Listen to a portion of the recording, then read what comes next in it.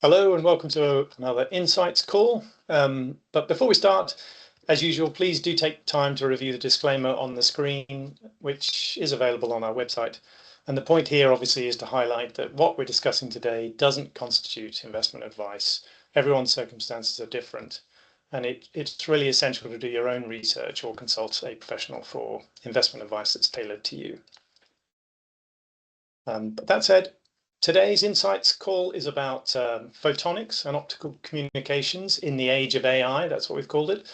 And just to kick off, maybe, Mikhail, it would be useful just to sort of hash out the basic investment case here. So why are we interested in the sector?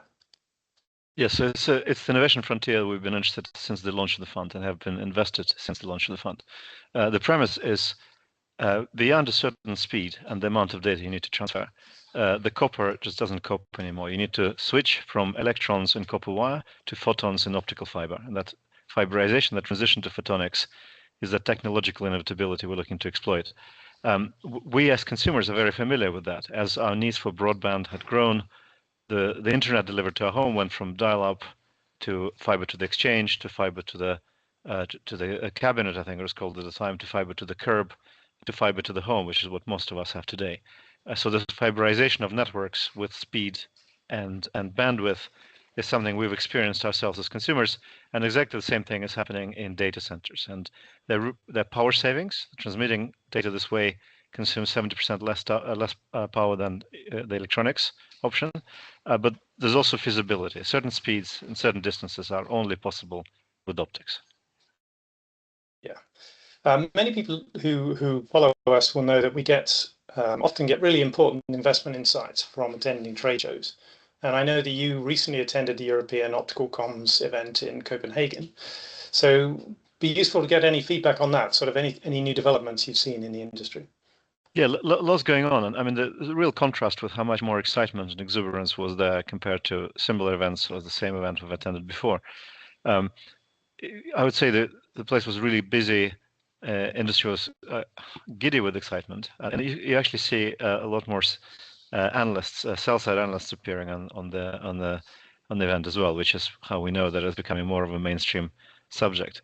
And really bold statements on the upcoming growth, kind of in line with our thesis, and numbers keep going up. The speakers were talking about the market being more than $10 billion in total market value now, but actually last year, 2024. But growing to 30 to 40 billion in 29-30. So translating into 20% plus compound annual growth rate. So very, very rapid growth. That does sound appealing. Well, but you said it was subdued before. So why was that? What's the difference now? Well, the reason behind it's starting slow a couple of years ago was telecom. So the traditional market for optical communications is telecom industry, quite logically, and has been subdued. The industry has been digesting investments they made before. It was a bit capital constrained. The big difference is AI. This AI clusters, this AI data centers are becoming so large, and the numbers of this model parameters and this LLMs, the ChatGPT 3, 3.5, 4, 5, are becoming so significant, and the amount of data needing to train and process in those models becoming so large, this transition is underway. The transition to optics is underway. Now, AI got there first, if you like. That's what's driving this transition. But I think we should really be thinking about it, the whole fabric of data processing and communication, moving from electronics to optics. Okay, yeah, that makes sense. So looking forward then, kind of taking up that a bit further, what do you see as the sort of key innovations in the sector? Well, the main topic, if you like, of the innovation development in the space is the need for speed. We're moving, the gig number, the gigabit per second transferred. It used to be 100 gig just a short while ago. Then it became 400. Now the 800 gigabit per second is the workhorse, if you like. And we're already seeing, and I've seen these demos and discussions about those products of 1.6 terabit per second and 3.2 terabit per second. So really amazing speed of data transfer.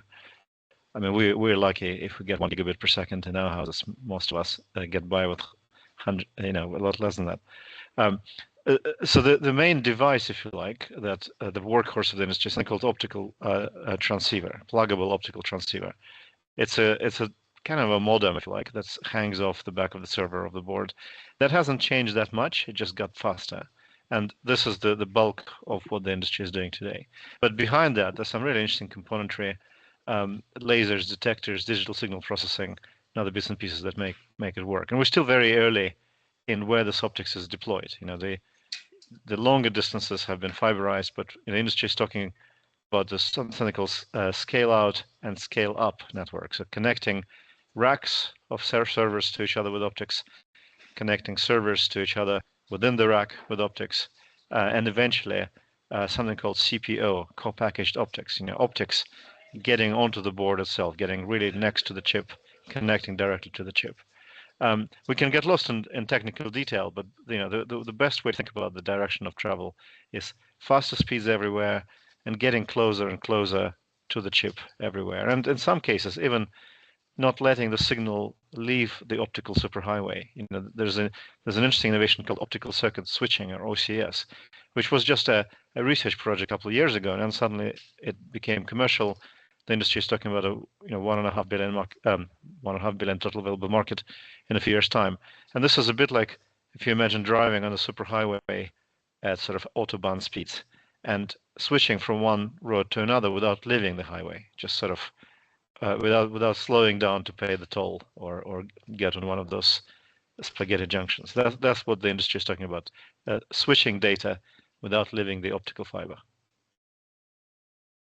Right. One of the things that's quite interesting that we've talked about offline is that this is an industry that has still a very high proportion of Chinese suppliers, and which is interesting given that there's obviously a lot of geopolitical consternation generally between the US and China. But why are US companies happy to accept Chinese equipment in this sector?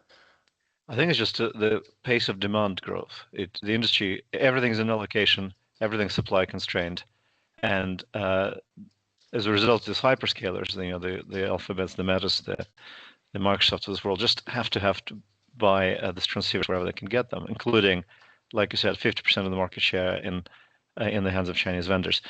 This will change. One of the new emerging sub-themes in the industry is reshoring or friendshoring. US companies building more capacity in places like Thailand, or even experimenting in automated production in onshore US. And that, in a way, to those companies, that will be a further accelerant to their growth. Right. Yeah, fair enough. You mentioned earlier kind of this was a sector that was quite focused on the telco sort of industry in the past. What's happening there now? Is that all behind us, basically, do you think? No. I think there's one of the speakers talked about the traffic within data centers spilling out into telecom networks. So the data we create, consume, exchange, now needing an upgrade to the fabric that it makes the backhaul, the main lines of telecom networks. And it's interesting because we don't really think about this, but this the industry call it multi-rail systems. That fiber that sits on the ground isn't just going from A to B. There are lots and lots of huts, that's the technical term, along the way, which kind of get that signal amplified and send it on. Little substations, if you like, on the long haul route. And then they require a lot of upgrades when you go to those multi-rail systems, when you add fiber. And the industry is now even talking about running out capacity on the traditional fiber. There's something called Shannon law, which governs how much signal you can cram into a single optical fiber, how much spectrum you can use. And we're at the point where we might need to, over the next 5 years or so, we might need to light up different spectrum bands, a bit like we've done with radio frequency with 5G. Optical will at some point have to get through that as well. So that's I guess the main takeaway from this trip for me was there's so much growth and innovation ahead of us. It kind of layers on to create a very attractive opportunity, I think. Right, that is interesting. Yeah, so I guess despite that, though, my impression is that this is an industry that's kind of viewed largely as being another way to play AI because of the kind of data center impact you talked about. Is that fair? Do you think that's how it's viewed?